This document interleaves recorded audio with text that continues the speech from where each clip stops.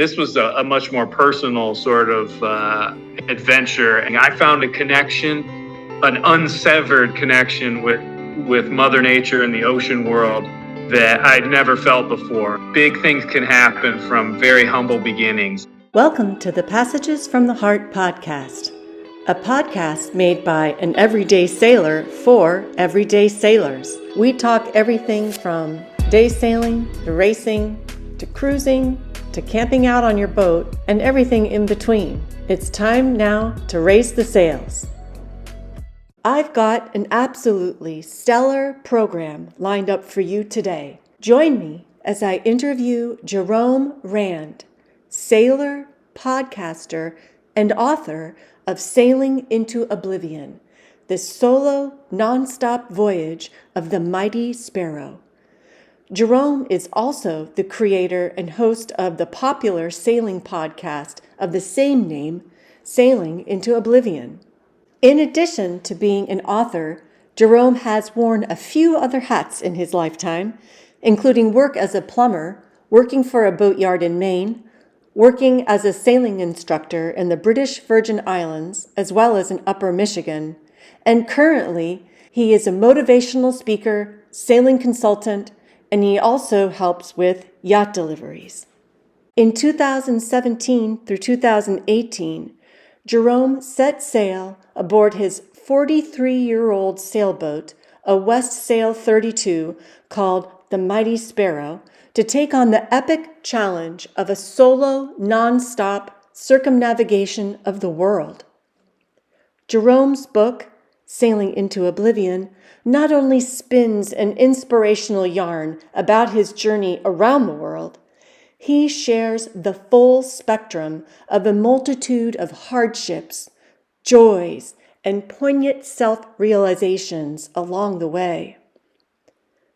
As Jerome is no stranger to adventure, I was not surprised to learn that prior to setting sail on his nonstop voyage, in 2012, he thru-hiked, mostly solo in 4 months' time, the 2,200-mile-long Appalachian Trail, also known as the AT. Here is my interview with Jerome Rand. Hey, hi. Hey, Shell, how are you doing? I'm doing well. How about you? Oh, not too bad. I'm up here in northern Michigan. We still have a little bit of snow. Luckily, we're going to get some more pretty soon, I hope. Oh, well, I'm the opposite. I'm hoping that we don't get any more. We just had 2 major storms. I guess it was probably 3 weeks ago. And I have a little farm that I have horses and a donkey. And so the barn chores can be a little tough when it's cold and deep snow. But yeah, it sounds like where you are. In fact, just looking at your background, it looks just like you have this beautiful like chalet. Yeah, it's kind of a nice little spot. We've lived in this house for almost 30 years or something like that. Oh, wow. Yeah, and it's always sort of been the home base just because I've never owned a home of my own. I only own 2 things in this world, my boat and a motorcycle, and everything else is part of the family, I guess. So I'm a pretty diehard listener and fan of your show. And I know that we've connected before. I think I reached out to you via Patreon, or maybe, I think it was Patreon first when I became a patron, or Patreon, whatever they're called. I just, I feel like we're friends because I just, your podcast is so like authentic and real. And I love how you so willingly share all of these, really kind of what probably a lot of people might consider more private kind of thoughts. You're very open about these things that happen to you, whether they be on the Mighty Sparrow, your boat, or just in land life, or, I also wanted to tell you that, I've been kind of struggling. I think I told you maybe with some health things, and listening to your podcast really helped me because I kind of remember you talking when you injured your back, and the challenges of that. And, am I ever going to be whole again where I'll be able to do what I want to do if my body doesn't agree with what I'm trying to do, and grappling with the mental sort of obstacles that can put in our lives, as well as physical obstacles. But you always see the light at the end of the tunnel, Jerome, and you always help me to see the light at the end of the tunnel. So thank you. I appreciate you saying all that. I mean, it's been a labor of love, and it's also been, the podcast for me has been almost like my own little self-therapy sessions. And, I try, it's kind of a fine line that you walk between how much you want to divulge out of your own life. And I don't know. I've just found that I like to share kind of what's going on, because I think the people that have stuck with the podcast for now going on 3 years are sort of invested in it, and if anything, they deserve to sort of know what's going on. And I live a pretty strange life. Outside of just the sailing stuff, but also with what I'm trying to do with trying to become an inspirational and like keynote speaker. That's it's been a hard, very, very learned road, let's just say, but it's also been it's made it so that I've had to sort of scratch by on very, very minimal wages and essentially hopes and dreams, but then a lot of rug pulls and things like that too. But it's been one of those things where, just like when you're out on the ocean sailing, you sort of commit to it, and I've done that and just tried to keep the ball rolling, and finally it's starting to look like 2024 is setting up to kind of be a bit of a breakout year there, which will be nice because it'll alleviate some of the pressures. This is the first year that Sparrow has not gone in the water in the winter. And I just, I hate to say it, but I just couldn't afford to do it. And, I need new sails and I need other things. But yeah, it was a bit of a wake up call. And it also brought me to a point where I was kind of like, okay, well, is it time to sort of hang things up and go get a normal, regular job that sort of transforms this life and cuts out the ability to do these trips, at least for, the next 3 to 5 years. And even just when I say that out loud, it sounds like a prison sentence. And I'm kind of like, no, you got to keep going, keep pushing, and keep trying, at least for now. And I don't know, that's sort of the stuff that I like to try and share, amongst all the adventure stories and the interviews and all that sort of stuff. So, like I said, the podcast has been very helpful, I think, mentally for me to, I don't know, just talk to people, because I am alone a lot of the time, and that, not just out at sea, but in my normal life, because I'm kind of always moving around and stuff. But yeah, it's been a lot of fun. I love doing it, and I'm glad you. How long have you been doing your podcast now?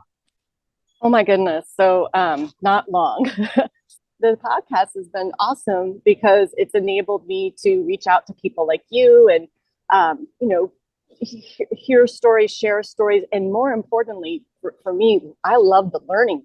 I learned so much from people like you who are out there that have done this, that have been doing it. It's been amazing. I feel really blessed. And especially when people like you are willing to come on this little podcast that I have and share your stories with me and the listeners. Nice. It's always good. Well, I mean, we're all in it together. I mean, I've been very lucky to have had a couple of podcasts with Matt Rutherford, and his show is, tenfold bigger than mine. And that's led, I think, to a lot of growth and stuff. And, with some of the really bigger names, they're pretty difficult and they don't want to have you on their show. They either see you as competition or what. And I think at sort of our level of things, we're all just trying to work together to get to that point, which is, it's nice. I can't tell you how many different shows I've tried for years to get on, and finally I was like, I don't even need them. If they don't want me, they don't want me. And you just gotta work with the people you can, and that's why I'm more than happy to come on the show and help you in any way I can, and just share some stories. Yeah, I'm so thrilled. And I never did actually welcome you to the show, so forgive me for overlooking that. So totally welcome to the Passages from the Thank Heart you. Thank you. podcast. I feel so silly, kind of. I like, as I'm learning as I'm doing this, of course, there's all sorts of, I learn from people like you who've been doing it, other podcasts that I've listened to. But yeah, I feel like the format is kind of slowly kind of melding its way together to become how I want it to be with each show that I do. But yeah, I'm still learning. So forgive me if I bumble and stumble around. Oh gosh, no worries, no worries. Well, and hopefully we can talk about some of the podcast stuff because I've made every mistake there is out there. In the beginning, there were a lot of shows where the audio quality wasn't good. I went through different forms of microphones and recording and using software versus hardware, and it there's so much stuff out there now. If you type in podcast on Amazon, like podcast equipment, there's thousands of pages of different mics and stuff. And Yeah. luckily, I think over the last probably year, when I was able to purchase some nicer microphones and then a separate recording device for the interviews and stuff, that seemed to up the game. Because for me, if I'm not going to have all the fancy editing and all the sound bites and all these things that are in there for a lot of these popular shows like Radio Lab or something like that, at least bare minimum, I need to make sure that the audio quality is good, because the vast majority of people that are going to listen to any of these, it's all going to be just through the audio and not on YouTube or anything like that. But with the podcast, it's just like your favorite TV show or something. If you sort of get along with the people and you find it interesting, then you're gonna, anytime a new episode comes out, you're gonna listen to it. And yeah, totally. It's cool because I feel like almost with your show too, what I love about it is it feels so close to real time. Like, and so I do remember when I found your show. And I think I found it because of a Sam Holmes interview, because I'm following his stuff because I was looking at buying actually a Ranger 23 at one point in time, like 4 years ago. But anyway, that's how I came across your show, and I was really excited to go back because you get involved in that person's story. Like you were sharing your story. I mean, I remember like in the stories of you like getting the boat ready and then I wanted to read your book. So then I bought your book, and I'm like, because I want to know more. Like, what's the backstory here? It's just really it's. So speaking of your book, Sailing Into Oblivion, which is the same name as your podcast. The thought process wasn't to finish that trip and write a book about it, but there were enough people that were like, "Are you going to write a book about it? You got to write a book about it." And so I kind of was like, "Well, I got nothing to lose." And for me, it was one of those things where I realized that if I was going to write a book, it was going to take 6 months or something like that, and that is the perfect amount of time to sail to the Caribbean and write the book on the boat at anchor, sailing around that place. It was a great excuse to go down there. So for the winter, after getting back from that trip, that's what I did. I couldn't believe how it was taking shape as I was doing it. There were some days where I would get 2-3 pages out, if not more. And then there are other days where maybe it was 1 or 2 sentences and I ended up erasing those. But you just never leave the helm, so to speak. Yeah. You just sit there and sit there and sit there. And that's why you need that time and you need that focus. I mean, when I was up in Rockland, Maine, working at the boatyard, there was one summer where I had attempted to start writing a book about the Appalachian Trail. And trying to work 8 or 9 hours in a day and then go and write for an hour or so when you're exhausted, or do it beforehand, plus the podcast, there were just way too many things going on. And it's still a book where I have like 40,000 words written of it, but it needs a huge amount of review. It needs a whole different like aspect to it. The Appalachian Trail is one of those subjects where, unless you've got some really good humor and some really good stories that can sort of weave the thing through, it's just you walking through the woods by yourself, and it's pretty boring. I could only imagine trying to read a book like that. When you're out on the trail, I'm assuming just like you'd be out on the open ocean, there's all this nothing but time to like be introspective, all while at the same time, of course, I know you have to be keeping an eye on what's going on in your surroundings. But I don't know. I just think I really do hope you write that book, because based upon the book that you wrote of your voyage aboard Sparrow, I think it would be really something worthwhile sharing. So I hope you do pursue that again.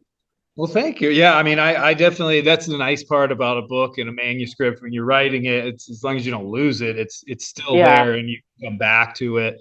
There's that one, and then I have another book about sailing through the doldrums, because I've always just been so Oh, fascinated about that area in the Atlantic, and I've been through it now, I think 7 or 8 times in my life, just trying to sail in the windless, squally expanse of this little area, just yeah. north of the equator. And that book is going to be, it's going to be one where, did you ever read Bill Bryson's The Walk in the Woods? I have that on my shelf, and I have not read that one. And then there's the grandma's book too. Do you know which one I'm talking about? Grandma Gatewood. Yeah, Yeah, yeah. I have to read that one too. They're on my bookshelf. I've been devouring sailing books the last few years. But I do have them, but I have not read them yet.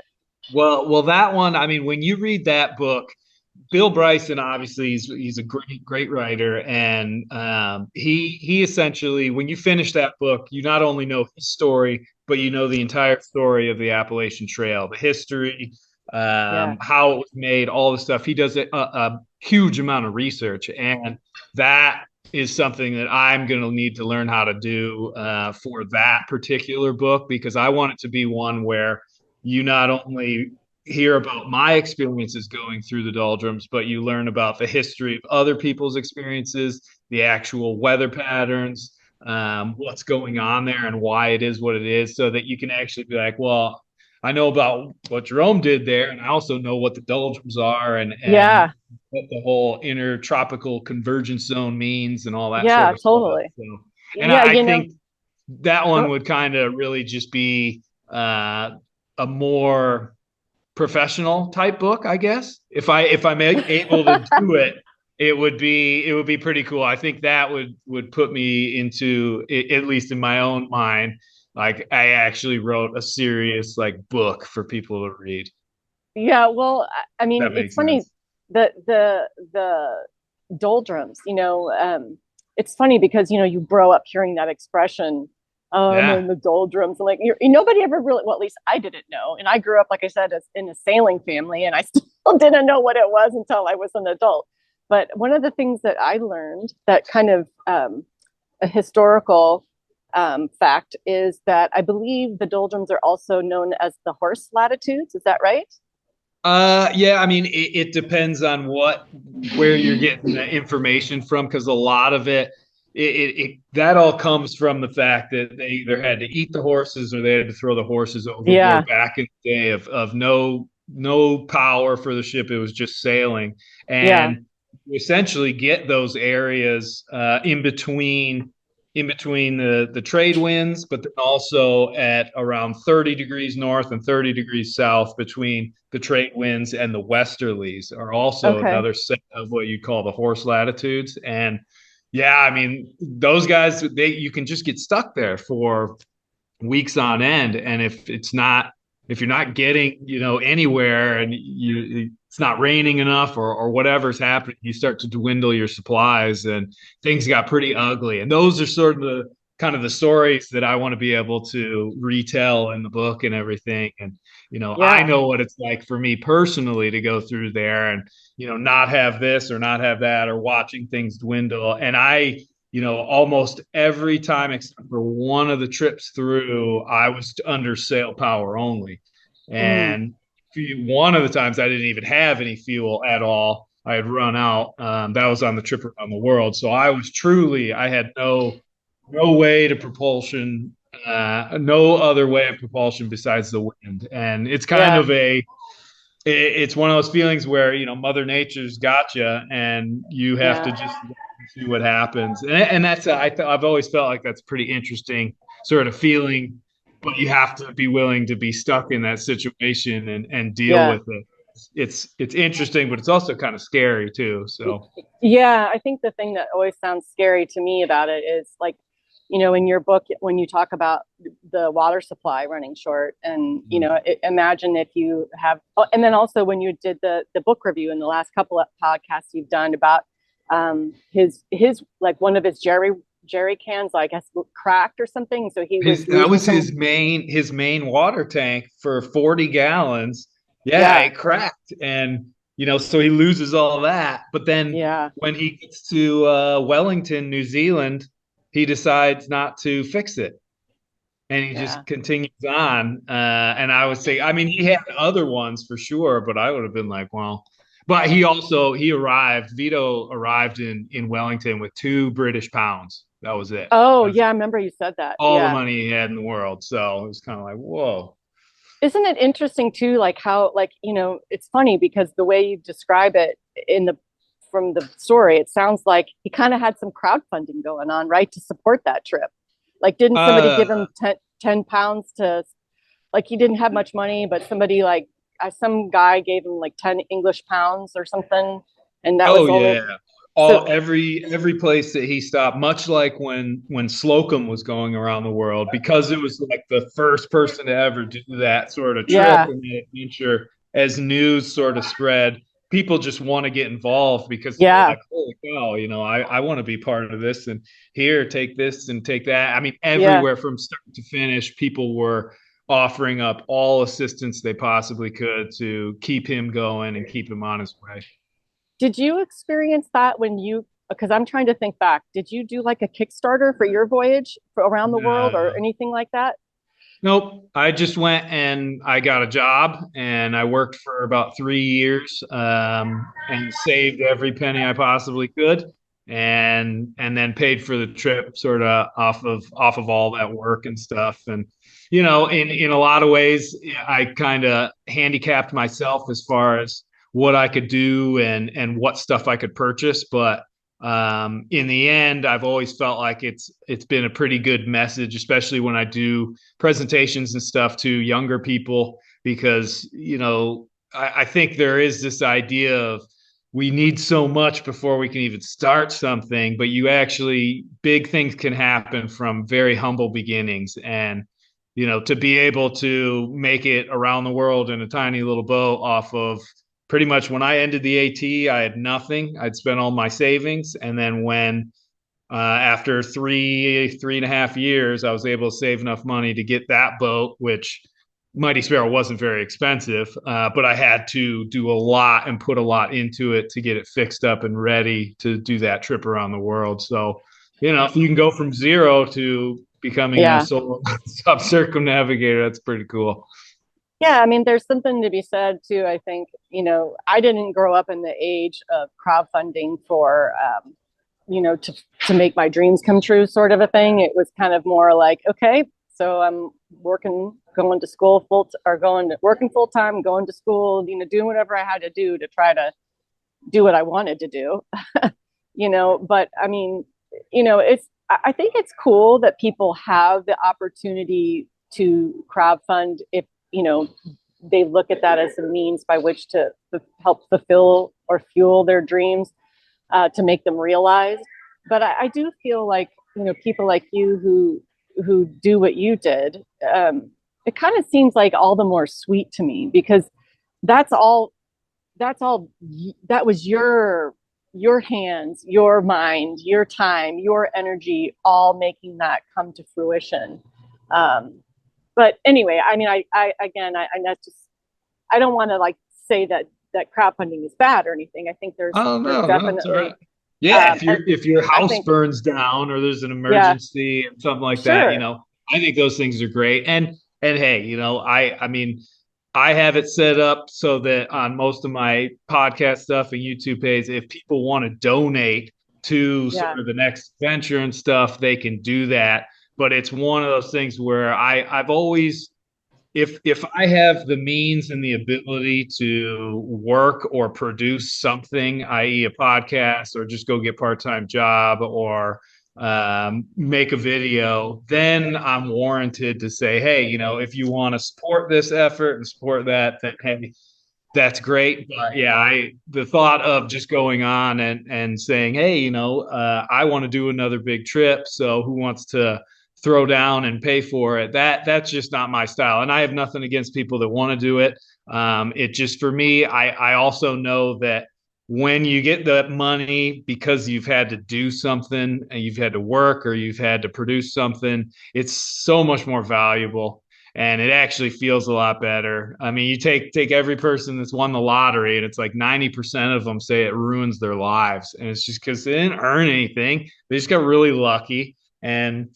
it actually turned out to just be not a great thing to all of a sudden get Yeah, $50,000. But try yeah, and tell anybody that who hasn't won the lottery, and yeah, myself included, I'll be like, I'll take it. I'm pretty sure I could be in the 10%. No question. yeah, yeah. No, yeah. Well, so gosh, Jerome, you know what? There's so many things that I want to dive into with you because you have such an interesting life that you have been leading. How did you develop this love for sailing, and how did that start? Did you grow up in a sailing family? Because I seem to think that you didn't, but I don't remember. What is your kind of origin sailing story? Well, essentially, my dad was definitely a sailor. He loved getting out there. It was just a passion for him. I believe for a couple of years in the '80s, we might have had some old 20-something foot sailboat here on Lake Michigan. We barely ever went out on it. I was always seasick and miserable if we ever did.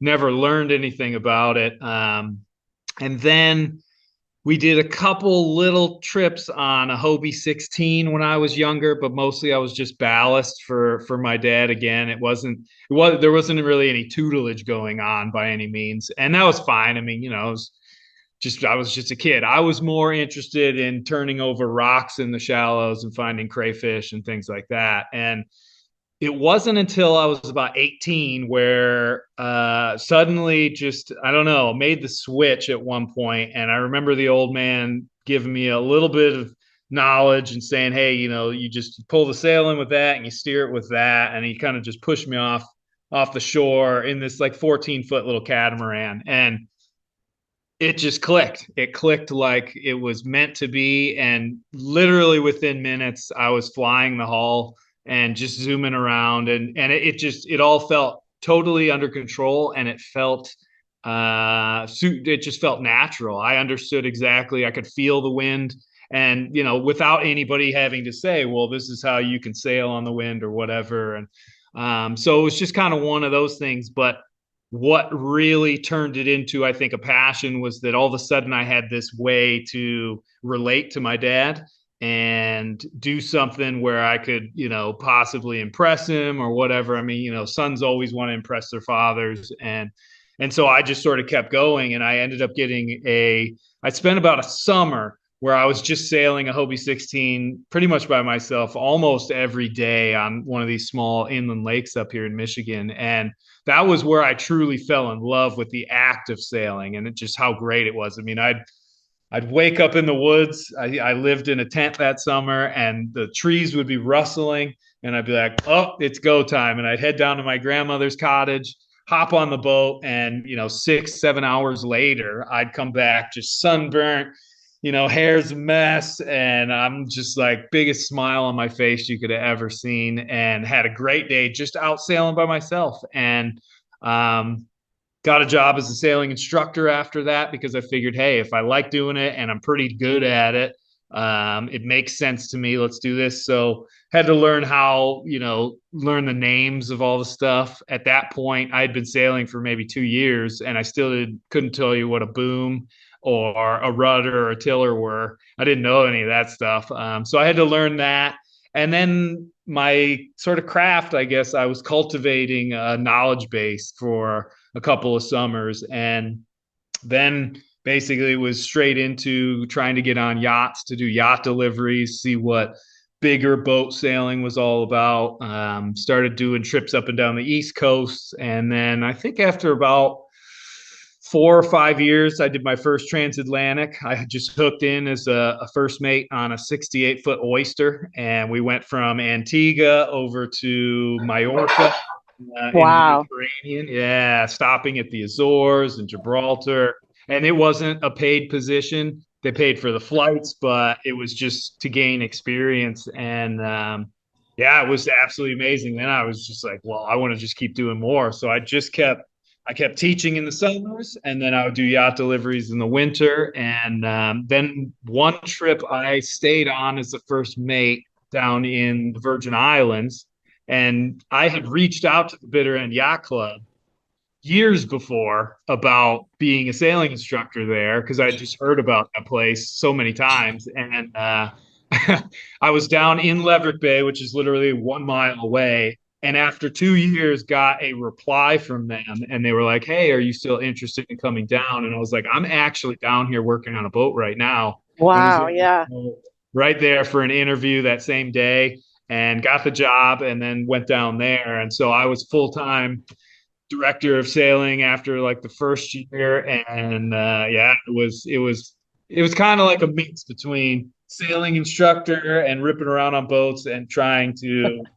encourage and keep my team together in the wild and unruly world of the British Virgin Islands, because there's not a lot of rules down there for what you can do, so it can get pretty chaotic, but it's a lot of fun as well. So Wow.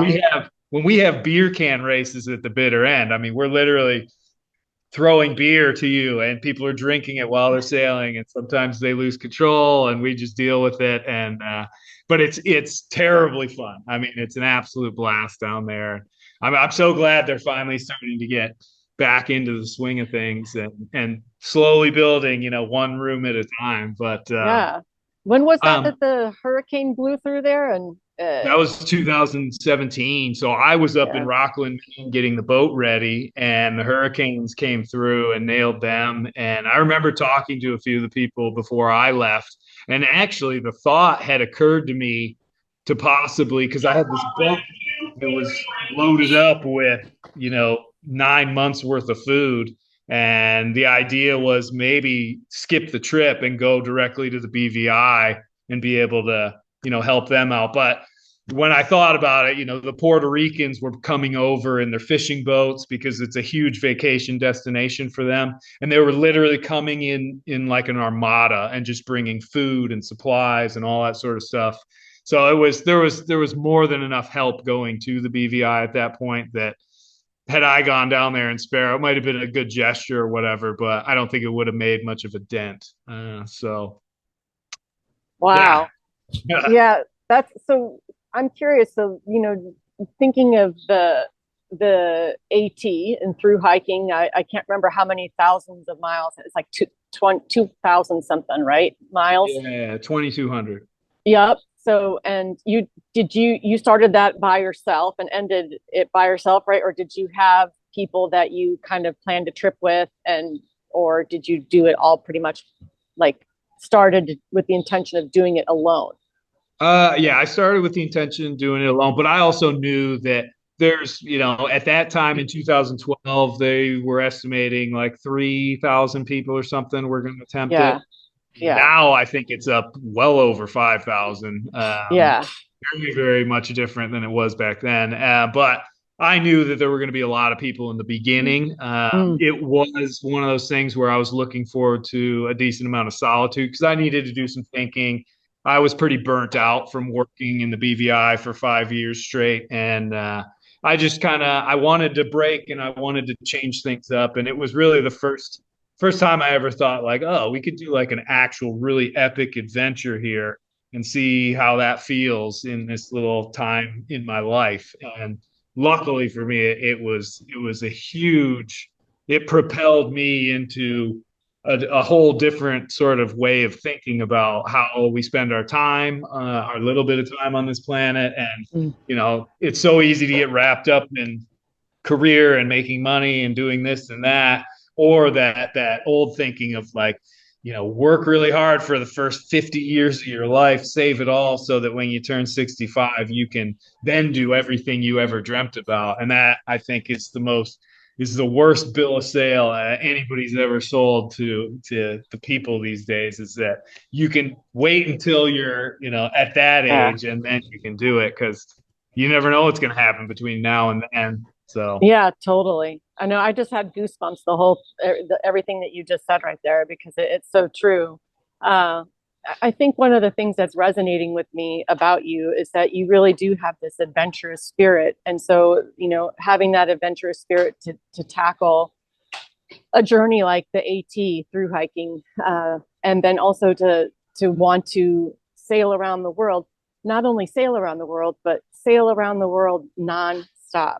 Okay, because Yeah. that's a whole nother It's a that's a whole, whole yeah. nother, yeah. So I gotta ask you, like the AT, and that's under your belt now, and you've got these deliveries you've been doing these passages, and so I get there's a ton of people. I shouldn't say a ton. There are people out there who are circumnavigating, but they're stopping along the way.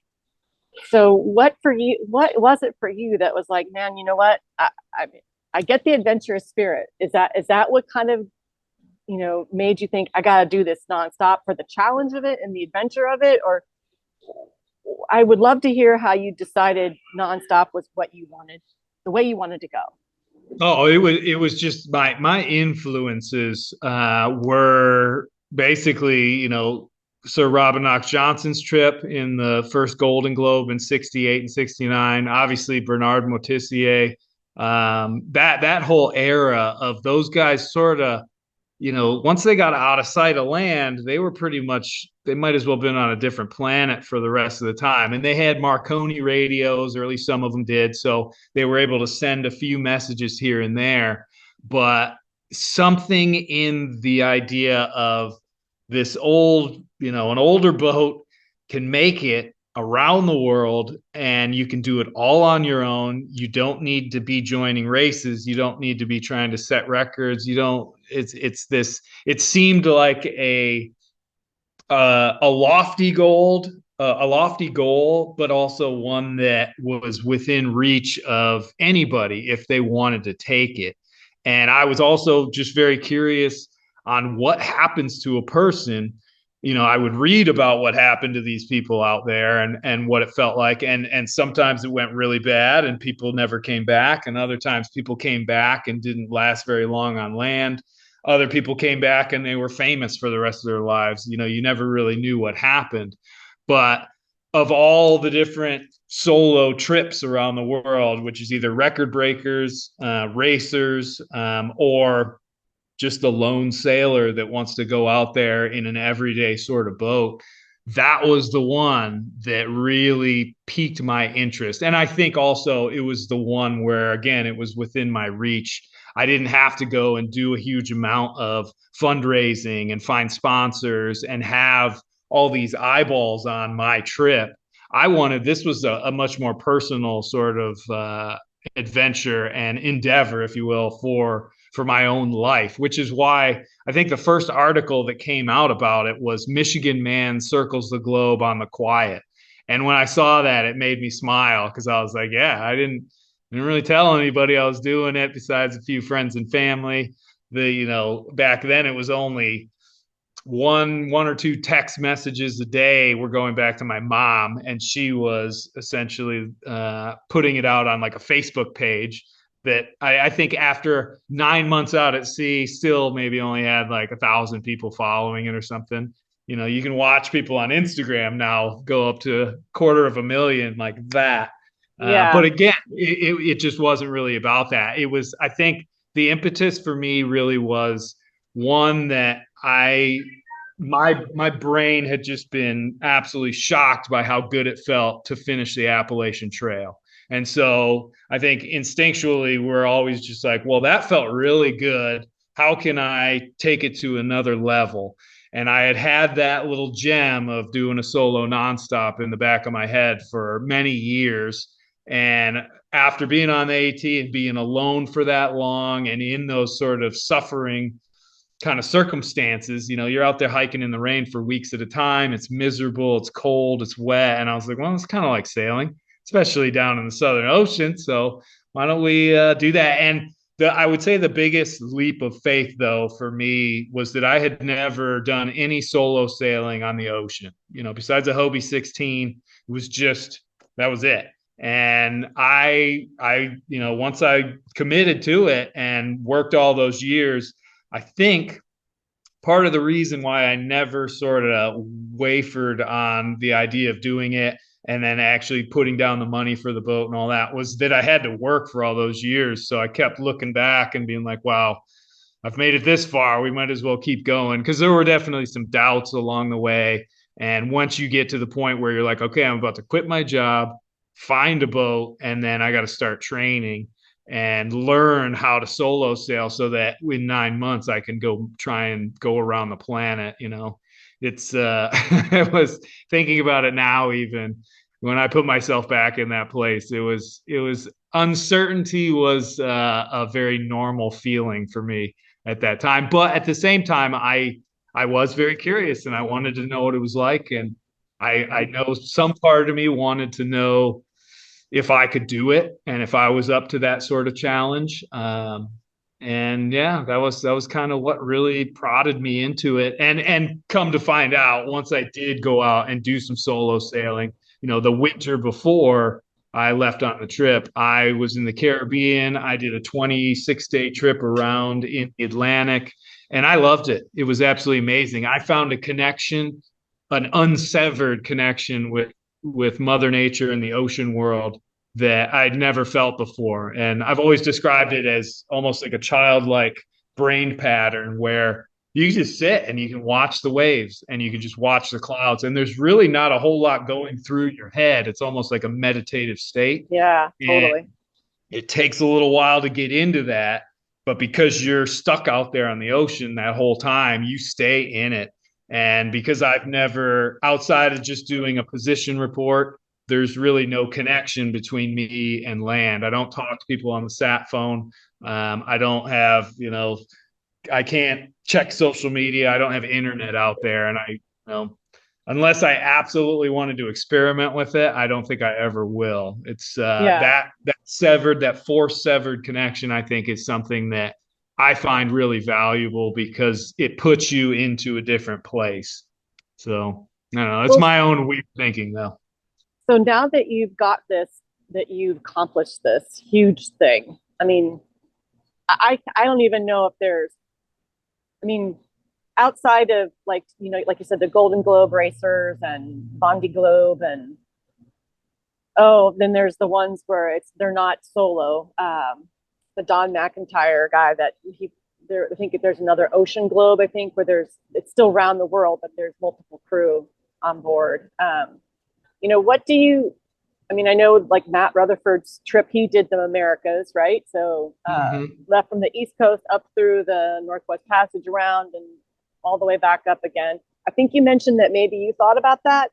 I attempted it. Yeah. Oh, I that tried was to during do it. COVID, right?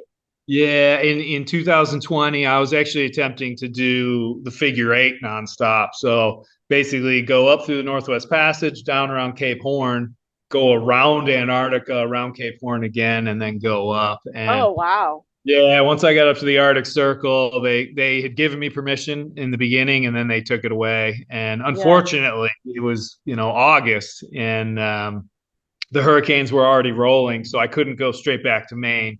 I essentially was stuck out in the Atlantic for, I think it was like 80 days or something like that, trying to Yeah. avoid all the storms. Because I think we had like 29 named storms during that season.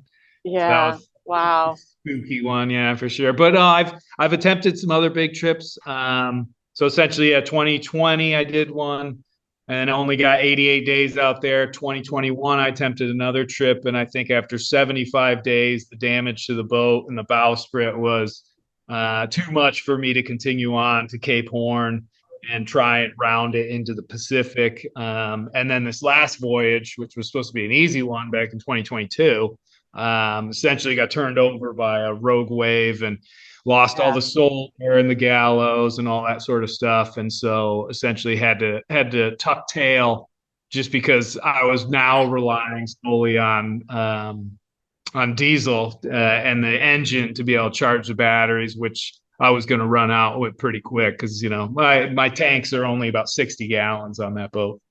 Yeah. Okay. Keep That's trying. you know what? It's funny. Like I that I remember your podcast talking about the boat rolling over. It did, the boat didn't pitch pull, right? It just it capsized and rolled. Is that what No, happened? well, essentially, and I was down below, luckily, or else I wouldn't be sitting here talking to you. But essentially, from what it felt like to me, the wave broke underneath Sparrow, but it was big enough that it had picked us up, and we essentially tipped over almost upside down, and then we fell over the falls. So the breaker just kept pushing us, and when we impacted the trough of the wave, that's when all the damage happened. But I think or no, I know Sparrow didn't go complete roll. It basically went upside down. It stuck there for a few seconds, and then once all the white water passed, she came back up. And I attribute the only reason I don't think I lost the mast was that I had such a small bit of mainsail up, and it was Yeah. sheeted completely out. So that when we hit, I think it went into the water like a blade, and it came right back up like a blade. There wasn't any resistance Wow. on it. So God dang, man. That's, yeah, that was a crazy one. I mean, you had a lot of knockdowns on your around the world trip, right? But Just two, yeah, but still, only, they're oh, pretty only two? scary. Yeah, I thought you like had more than what that. I would consider where the mast is actually hits the water. Where you're at, I've always thought of like a real knockdown is when you're 90 degrees. Yeah. You'll see a lot of videos on YouTube where it talks about a knockdown and all this sort of stuff, and then you see it in the video, and it's actually what you would technically just call a broach. A brooch. Yeah. You get healed over really, really far, and then it rounds up. But a Right. knockdown means you're flat and Yeah. you're right there. So Yeah. It's like, did you, I don't know if you follow Pip Hare at all, but I like to watch some of her stuff. And they actually on purpose did that to her boat. I don't remember what there was some reason they were doing it just to test it and other adjustments or something that they were doing. And I don't know, but it just looks so, it's like when you see a boat that's flat over like that, it's a pretty disconcerting feeling. And I can only imagine if you're on the boat. Cause like, yeah, that I don't know. So that's one of the reasons why I want to hear your presentation, because you talk about that experience in your second presentation, I think. yeah. And kind of lessons and learned takeaways from that experience, which darn it, I really wanted you to get out here to my yacht, one of my yacht clubs, but I think they were crying poor from what I understood. So Yeah, maybe at it's one tough. point I'll make it happen, but Yeah, I would love to hear both of your presentations. They just would be incredible to hear. So, well, I want to ask you a little bit about your boat, because I don't think we've really talked about that. I mean, for people who haven't heard about your boat, she is a Westsail, right? 32. Yep. Can you, like, I think there's this floating around out there on the internet, some list that some guy made of all these like really awesome blue water boats. And I know that one is on there. When you were looking to do this trip, I mean, what was it? How did you decide on that kind of a boat, first of all? I mean, were you for sure wanting full keel? I actually just listened to somebody else talking about full keel versus fin, and some other guy that's circumnavigating. Don't remember. I think he might have been. Well, he was one of the Golden Globe races. He wouldn't be a Golden Globe race. I think that's got to be a full keel boat. But he was just like, oh yeah, fin all the way. And I'm like, and the skeg rudder. I'm like, man, I would want to do full keel. And I guess with the rudder, a barn door rudder integrated into that, right? Is that kind of one of the criteria you had for choosing the boat that you chose? How did you choose that kind of boat? I would really love to hear what went into that decision. Well, for me, it was mostly wanting a boat that, because I wasn't concerned with the speed. I really just wanted something that would give me the best chance of survival, and that's one of the aspects that you always really do have to consider. I mean, anybody who's going to sail into the Southern Ocean offshore there's inherent risks in that. But when you do it just by yourself and there's no team that's sitting there behind you, ready to push the rescue button. When Don McIntyre has done a phenomenal job of making the Southern Ocean accessible and much safer for his racers. It's absolutely amazing the levels of sort of response that he's been able to generate and create where if something goes wrong, either racers are going to get to you quickly or a Navy ship or a tanker. I mean, the resources that they have is phenomenal. If you're just Joe Schmo and the only people you're communicating with are your parents, as powerful a woman as my mother is, I doubt she would be able to bend the Chileans into coming out 1,000 miles into the Pacific and rescuing me, or divert tankers or anything like that. Maybe, who knows? But so for me, I was looking at this and thinking, okay, my rate of success here is going to be really, really low. I need to have the strongest boat that I absolutely can. And after doing a decent amount of research on different small boats and stuff, I kept running back to the Westsail 32. And I knew the full story behind the perfect storm and how well that boat actually survived, even after the people got taken off. That boat made it through that storm, and it had its rudder, it had its mast, it had its boom intact. It washed up on a shore. They pulled it off, and it was all good. And more research into those boats, and I just started thinking, holy cow, they overbuilt this thing so much. And yeah, it's slow, and yeah, it's not the most comfortable. And it likes to hobby horse in a big choppy head sea.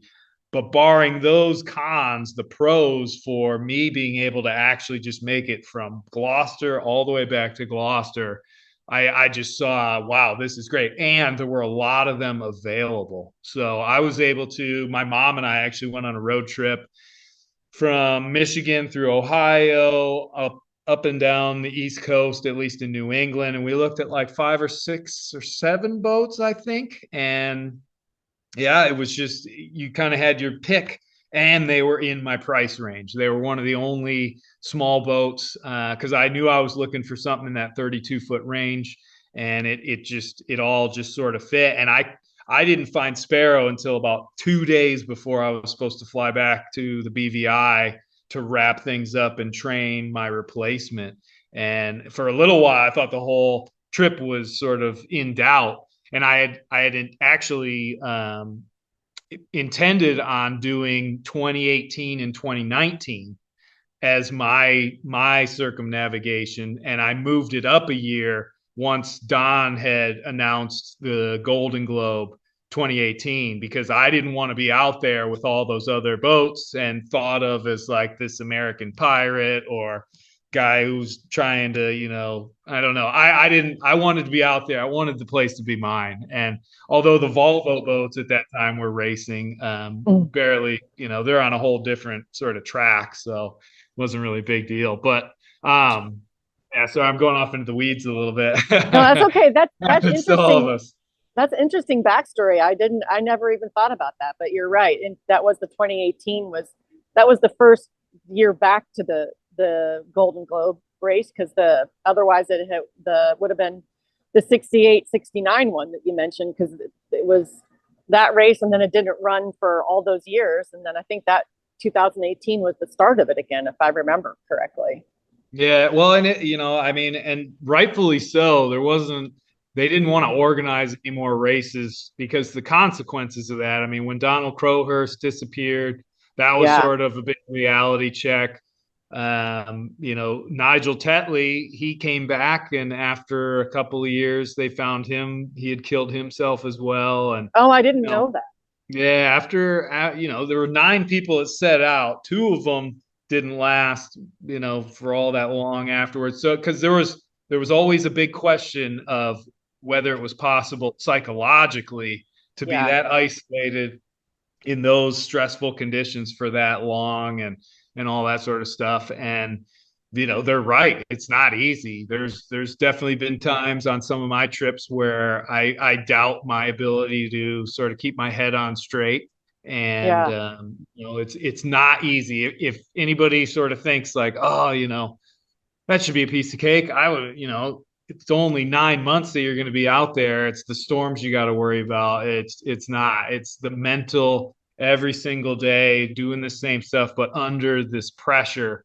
Whether it's a storm or whether it's a calm, and you're not moving at all, and you're just Yeah. sitting and waiting and waiting. Like the ocean can become the most torturous venue in the world, and it can just be something where you have no wind, but there's a little bit of swell, and so the boat is constantly rocking, and there's the slightest noises that are going on from things shifting, but that Mm-hmm. goes on for 24 or 36 hours straight, and the whole time you're just sitting there sort of losing it more and more, and being Yeah. able to work your way through it and keep your focus right, and keep yourself distracted, and use all these different tricks to sort of make it through. There's a whole lot of visualization of like, I know this situation is going to stop. I Hmm. don't know when, but I know it will at some point, and I just have to make it to that point. So I'm going to do what I can to do that. And I had to project myself into the future a million times when I was out there to have any hope of being able to just not just lose it, you know? Yeah, I think that to me seems like, I'm a pretty, well, I don't know. I mean, I love to be social and talk with people, and I think the isolation part would be tough. I hear some sailors talk about, I think Joshua Slocum. I haven't read the whole book yet. I feel bad because I should do that because I know it's a classic. I started the book, and I remember the part where he, fairly early into the book, he talks about how he hallucinates the captain of the, is The it the, Pinta or the yeah, Santa that Maria, yeah. he's like takes over the helm for him, and he goes Hmm. down below. And I don't know, was that when, is he the guy that ate the bad cheese, and that's why he Yeah. was, yeah, He that's, he mixed cheese, like some sort of goat cheese or something, and plums from the yeah, Azores, yeah, and yeah. or maybe Gibraltar. But yeah, I think he probably, who knows? Maybe they gave him some mushrooms as well. Who, who knows? uh, so I do remember you talking about that in your book. And didn't you also talk about, though, that there were moments when you really wanted to stay fully present too, and like you didn't want to uh you know totally let yourself think about the past or the future too much? I want to say that I thought that maybe I'm not remembering that right, though, but No, no, no. anyway. That, yeah, that essentially, in the beginning in the Atlantic, I was having a decent amount of trouble just sort of keeping my anxiety levels down and everything, because I kept thinking about the Cape of Good Hope and the Indian Ocean, Yeah, which scared Motissier so much, and Cape Horn, which has just such a terrible, notorious reputation. And I'm sitting in the North Atlantic just trying to make sure I don't get hit by, the last of the hurricanes in the season. yeah. And I was thinking to myself, man, I'm doing myself absolutely no favors at all. That stuff is so far away. I have 60, 70 days before I even reach the westerlies in the southern hemisphere. So let's get through these days first, and then we're going to be that much more practiced by the time we get there. And so I intentionally short-sighted myself, and if Mm. I was having trouble, I would just shrink that scope in even further. So now I'm just going to look at this week, or I'm actually just going to look through this day and get Yeah, through this day, and then we'll start tomorrow and we'll look at that day. As far yeah, as the past stuff, I think it's one of those things where there used to be this, I can't remember what book it was, but I read something about somebody's experience out on some yacht delivery or something. They talked about the only way they were able to make it through the night watch alone by themselves for like 4 hours or whatever was they would go back in their head and list, all the girlfriends they had, and then all the cars that they owned, or all their teachers in grade school. And they did that on the whole trip. And he said, it was great because that got me through it. And all I thought about was, holy cow, like what a waste of time. Like, you could have been doing so many other things with your brain, rather than trying to just count things in the past to sort of essentially just get through 3 hours. And And it wasn't so much that I think, everybody should do this way or blah, blah, blah, but staying present and not letting yourself just think about all these things that you've done in your past and all just trying to like bank memories and all that sort of stuff. Just enjoy that actual moment that you're in right then and there. If you got the stars out, that's great. If the waves are beautiful, that's great. If you got time to read a book, anything that keeps you in that moment, because you can. On the Appalachian Trail, I was so in my head for so much of that. And I had to go through a lot of my past. And there were a lot of days where, yes, I sat there and I counted things in my head just to be able to, because I was sitting there for 10, 12 hours in a day just walking. And at least with sailing, there's definitely a lot more distraction going on, and there's the boat and you have to sail and you have to cook and eat and do all this sort of stuff. But with hiking, because you can't sit there and read while you hike, you are really inside of your head. And I think one of the biggest benefits of doing the Appalachian Trail as a solo sailor was that it allowed me to sort of play a lot of mind games and figure out a lot of things about what goes on inside in my head, Yeah. and actually sort of cultivate some of the tools that I would need out on the ocean where I can't escape Yeah. my position anymore. And when you're on the AT, you're only a couple of days away from the next road or the next town.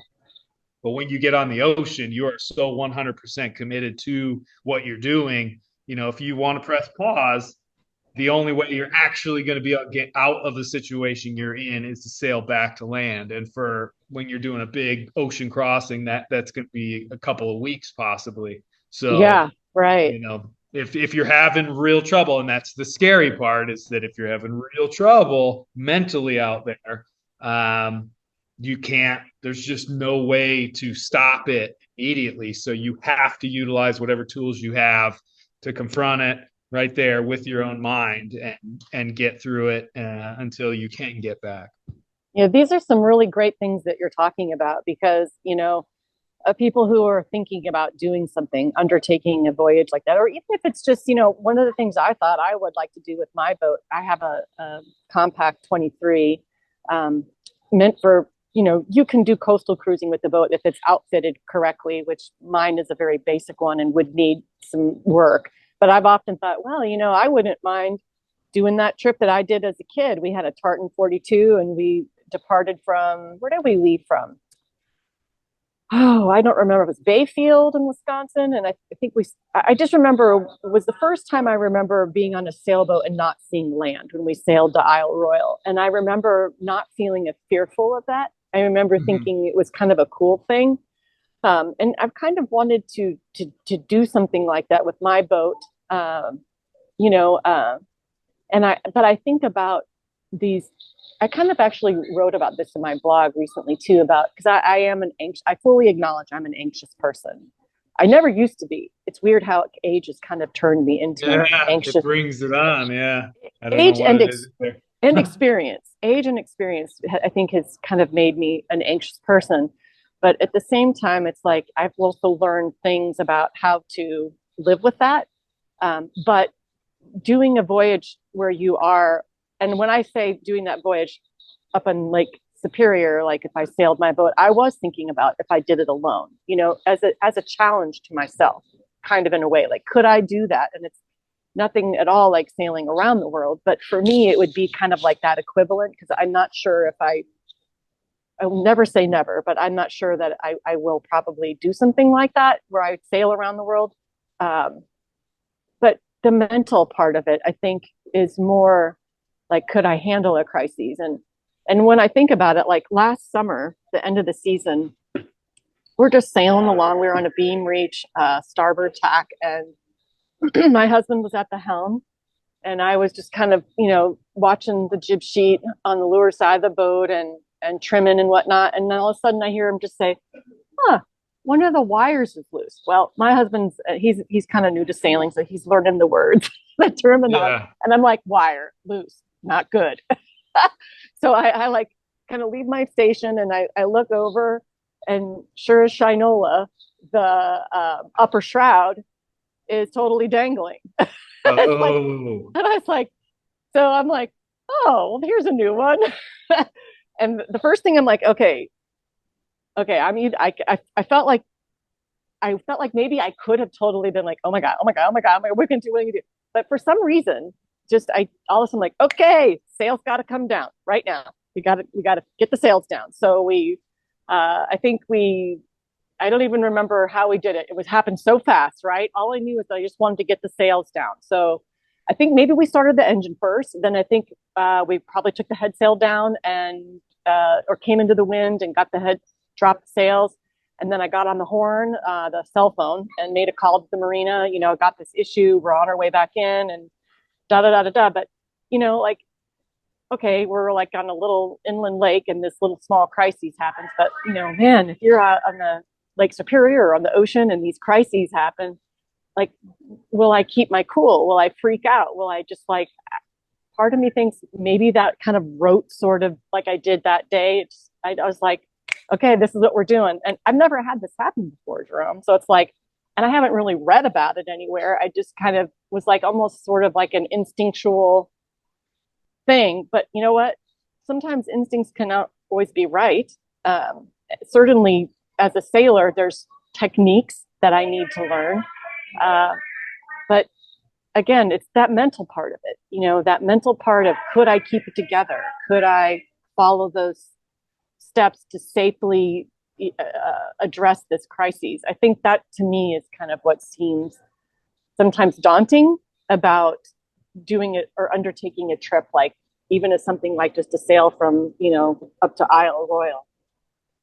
But man, you've got these strategies, it sounds like, ways to keep yourself grounded so that you can not go like Donald Crowhurst did, right?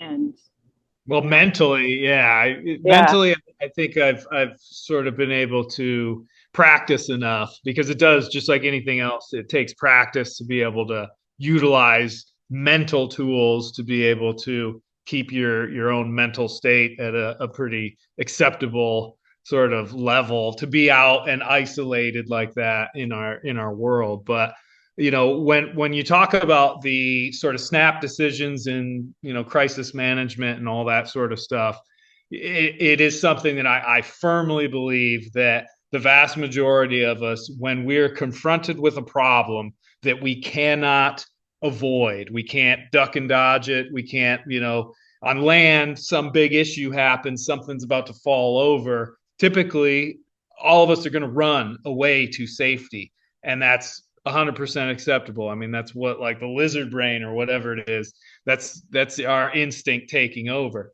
When you're on a sailboat, though, and things happen, and in various other cases in life where you can't physically just run away, you can't jump off the boat and start swimming away because you're in an environment that'll kill you. And so your brain, I believe, and the vast majority of us all have this, we just don't know it until it's actually tested, is that when you are confronted with that challenge that you can't get away from, you take it head on, and your brain just, it moves very quickly. When I think of the minutes and hours after that vicious knockdown in the North Atlantic, I systematically went through all these things. I had a game plan of what, maybe I wonder what I would do if this happened, or I wonder still to this day what I would do if I lost the mast out at sea in a storm. And I don't know, unfortunately, or fortunately, because it's never happened to me. I can come up with all these plans in my head, but every reality is always going to be different. I do now know what I need to do if I get turned over, I lose a whole bunch of stuff that's dragging behind the boat, the wind vane gets disconnected, stuff gets thrown around in my boat. I know exactly what steps I need to take and how to take them to be able to safely manage through the rest of that night. And only because I went and I had that experience and I was forced into dealing with it. I mean, I suppose a case could be made that yes, I could have just gone and blown the EPIRB off and hunkered down below and just waited for rescue. But who knows if I would have still been there? If I would have just gone, beamed to the seas with some of the waves that I saw the next day, I probably would have gotten rolled much more violently And and I'm not saying that I'm some great sailor that was able to make it through the storm, but I was able to take the right steps, which led me to finally get out of that eddy and get away from those currents, and basically just kind of endure until the winds finally dropped and the waves stopped becoming quite so dangerous. And I attribute that not to my own skills, maybe a little bit of practice, but essentially more than anything, the fact that I think humans and their brains are designed in a way that when push comes to shove, we rise to that occasion. Yeah, yeah. Yeah, it was weird. Like I said, when it happened to me, like I just all of a sudden I just felt like something just kind of took over. And when I was reflecting on it, and still as I reflect on it, like I said, I wrote about it in my blog, and looking back at it now, it's just weird. It's kind of like I kind of feel like, well, where was anxious Shell? Because she would have been like, Right, yeah. pooping bricks, probably. You know what I mean? Like, Well, what like, was it? Was it just the pin and the turnbuckle or something? so the wire, the what do they call it? The Shroud?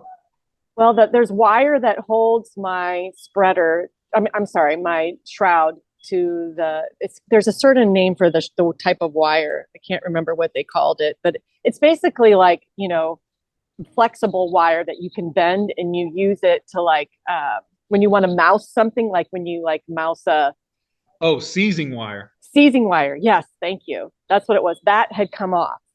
And so and see, this is a lesson learned. Like, this is the thing, Jerome. Like, I live in so not a maritime area, right? And I really want to live someplace where it's a maritime area, because I'm just kind of, I can read books, and everybody's always like, oh, just YouTube it. It's like, well, what if the person YouTubing it is wrong? I don't want to learn the wrong way. So I want to be around people who live and breathe, especially sailboats. But I also have power boating in my background too, but mostly sailing. But I need to feel like I can go over that boat with a fine tooth comb and know, okay, well, that needs to be done. That needs to be done. I took for granted that when I bought it, because I bought it from a dealer that I trusted. I bought the boat from someone who sells these boats brand new. And I just was like, oh, well, the boat's all set to go. I wanted something ready to go. And you know what? I should have checked things like that, because the boat came from North Carolina all the way to Iowa. And, things are bound to get loosey-goosey sometimes when you're trailering a boat across the country. And I didn't, even when we stepped the mast, I should have been looking at things like that. So huge lesson learned. I shouldn't rely on other people to do that for me, number one. And number two, I need to feel comfortable with making sure that my boat is safe, that I personally have checked everything to make sure everything is where it needs to be before I get out in the water. And, I have, let's see, so there's 3 stays, side stays on each side, then the 4 stay and the back stay, of course. And some people have said, well, your mast still could have come down even with all the other rigging in place. And I'm thinking, well, I don't know. Like, I mean, 7 out of 8 are still operational, but I don't know. Like, these are questions that I still have. Like, if you lose one shroud or a stay, how susceptible yeah, I mean, it all depends on the situation and the severity of the wind and the waves, or what's going on. I mean, usually if you've got lowers, if it's a keel stepped mast, then you're probably not going to lose that rig. Yeah. You lose the upper, even if it's the windward one. Chances are, if you can round the boat up into the wind and drop those sails fast enough, you should be okay. But again, it's always going to be the same. It depends on the situation. Maybe the bulkheads or the chain plates that those lowers are connected to are loose. Maybe the wires are really old and they haven't been changed in a while. Shackles. There's so many little things. Yeah. But what I can say on that subject though is one of the great parts of the whole industry of sailing and the history of it is that it's a shared experience. We are all sailing through the wake of those who came before us, and we the only reason we all have the knowledge and stuff that we have is because of the people that came before us and they learned it. We're still going to learn a lot of stuff the hard way for sure. But when you find good, trusted people who have a lot of experience, those are the ones you want to seek out and then just ask their opinion. I mean, sailors are typically never shy when it comes to giving their opinions on things, solicited or not. But usually, if you can find anybody who's got some good experience, that's what I would always recommend is, get them to come and take a look at the boat. They don't have to work on it. They just want to point out some of the weak spots and, they can help. I think YouTube can also be a really great reference, but again, you have to be wary because you never Yeah. really know. I mean, I've always anytime I'm doing a video that has anything to do with my recommendation of like, reefing, or this is why I have this sail plan up, the first thing out of my mouth is that you got to know your own boat. And one thing might work for Sparrow and it's not going to work for you. And I Yeah. am not an expert. I just have a lot of experience because I don't want anybody going out and hurting themselves or others and being like, oh, well, I watched this YouTube video. Jerome did this, and Yeah. you can't take anybody's word for gospel out there by any means, but you can acquire as much knowledge from people as you possibly can, and if as long as you Yeah. trust the person, usually you can you'll be able to gain a lot because it's kind of this apprenticeship. You get the captain, the mate, and all the way down to the crew, and the crew are learning from the mate, and the mate's learning from the captain, and so on and so on. It's like a revolving door, and like it's a Yeah. beautiful. I totally want that experience. I mean, I have to say, I guess growing up, my dad learned from his dad, and he taught me. Yeah. But still, it's just I kind of feel like okay, so my knowledge is kind of like Swiss cheese. There's holes because I don't, and my experience is mostly inland lake sailing. Certainly, no offshore sailing experience at all. Some coastal, but I do have goals of getting out on the ocean. Um, but yeah, I mean, I don't know. I just wanted to look at my clock because I don't, you know what? I would love to talk to you forever and I don't want to take, I know your Yeah, time don't is worry. really I've got valuable. yeah, I've got some So, stuff I have to do, but well, I just, before we close, because like I said, maybe one day you would honor me again by coming back on because I have a ton more questions I'd love to ask you. Really, totally a ton. There's so many things. But I wanted to also just reiterate to people, some of the things that you've got going on project-wise before we sign off, and also give you the opportunity to mention something that I might not have brought up that maybe you wanted to tell our listeners. So is there anything that you would want people to know that maybe we didn't cover in our time together today? not really. I guess if any of your listeners are going to be in the British Virgin Islands in March, I'm going to be at the bitter end for 2 weeks, starting on the 17th of March, doing a bunch of presentations and some clinics on heavy weather sailing and world cruising routes and things like that. And Cool. most of the lectures and everything are all just open to the public, free of charge. That's awesome. Yeah, I know. It's going to be fun. I actually go to the Bahamas first to do a presentation for a finance group, and then go to the Cayman Islands to do another one, and then go to the BVI. So 2024 is definitely starting to shape up a little bit as far as the speaking stuff goes. That's Usually it's not awesome. until the fall. Yeah, and it's much needed because Sparrow, to talk about the project, Sparrow is in desperate need of a new set of sails, so a new main, a staysail, and a jib, and that's probably going to come out to be about 10 grand. And Ooh, unfortunately, at this point, because I have to get some pretty heavy sails in case I want to do another trip down into the high latitudes, and it's one of those things where I milked the set I had for so long that it's just not safe anymore, which is why Sparrow's sitting out of the water. But I was able to do a lot of other work on her in the fall and rebuild some systems and change some things up. So her bones are ready.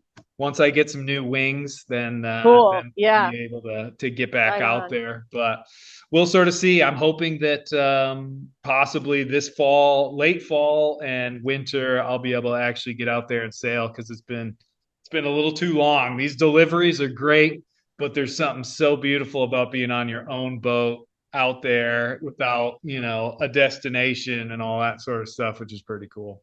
Totally. So yeah, so are you still accepting deliveries for 2024? Are you looking to book some additional ones, or are you pretty much squared away with your presentations and speaking engagements? Well, yeah, actually, come to think about it, I actually had to go get I picked up a nice daily planner, because yeah, Cool. the schedule is starting to fill in quite a bit. And yeah, I mean, at this point, I don't know. I might be able to squeeze one more in, but I think I'm pretty much sorted all the way into June as far as doing different yacht stuff. I'm headed down to hop on another Westsail here in a week or so, and then I got to get geared up with these presentations and stuff. So, Cool. yeah, Yeah, it's been fun. I'd love to hire you to come to do some tutoring on my boat for a week. Where are you again? So I am in Iowa, and Oh, you're in Iowa. Okay. yeah, I'm in Iowa, but like I said, I would love to take my boat to the Great Lakes area, and maybe someday I could trailer in somewhere. And it's a nice, sweet little boat. I'll send you some pictures of her. She's really a nice little boat. But let's not forget. I wanted to how can people find you out in the online world and whatnot? Super easy. I kept every moniker the same. So whether it's Instagram or YouTube or even on Amazon, if you just plug in Sailing Into Oblivion, it comes up on all the different sources. So the podcast goes out, on every platform. And yeah, if you want to see little clips and videos, TikTok or Instagram, I haven't been very present on those as of late, just because I've been so landlocked. I really try and utilize those platforms just as for the sailing and not as like a personal life sort of thing. But yeah, there's a lot of stuff. But yeah, it's all under Sailing Into Oblivion. And I know, last but not least, you do have some new children's books that you've recently published as well, right? Oh yeah, yeah. The third one will be out pretty soon. There's going to be a series of 6 total, and it's about the trip around the world. It's a little geography, a little sort of never give up sort of thing. But it's the true story about going around. And I had a wonderful illustrator come along and be able to do some great pictures. But what I'm going to do once I get the third book, I'm going to condense all 3 into one hardcover, just because we all know children's books need to be hardcover because they take a beating. Yeah. But hopefully that will be available in the next couple of weeks. But that one's titled Sailing Into Oblivion as well. And yeah, those are all available on Amazon. Well, Jerome, I am just so thrilled. I mean, I have like little tears of joy because it's so honored, and I feel so humbled that you were willing to come talk with me today. So thank you so much for sharing your stories, not only stories, but inspiring stories. So I really am grateful, and I know pleasure. our listeners are going to be as well. Well, that's great. Well, and it's my pleasure to be on your show for sure. Hopefully we'll be able to do this again. And if you send me in the end the audio file, I'll see if I can run it through some filters and it's good enough. I'll throw it on my show, Oh, and that would be awesome. Oh my get your goodness. Thank name you. out there a little bit. Oh, well, I appreciate that. That's very generous of you and thoughtful. Thank you. My pleasure. Fellow sailor, gotta do Yeah. it. Yeah, right on. Well, listen, you have a wonderful rest of your day, and my deepest gratitude to you again for all of your time and hanging out with me today. My pleasure. Thank you so much. Thank you so much for stopping by to watch and listen to my show featuring Jerome Rand of Sailing Into Oblivion. I'd like to thank Jerome for chatting with me and for sharing his stories. To learn more about Jerome and Sailing Into Oblivion, please check out the links provided in the show notes and video description page. If you're enjoying my videos and new podcast series, please consider supporting a regular gal, me, along her journey of learning all things sailing by following my website, passagesfromtheheart.wordpress.com, and also by subscribing to this YouTube channel. Until next time, fair winds.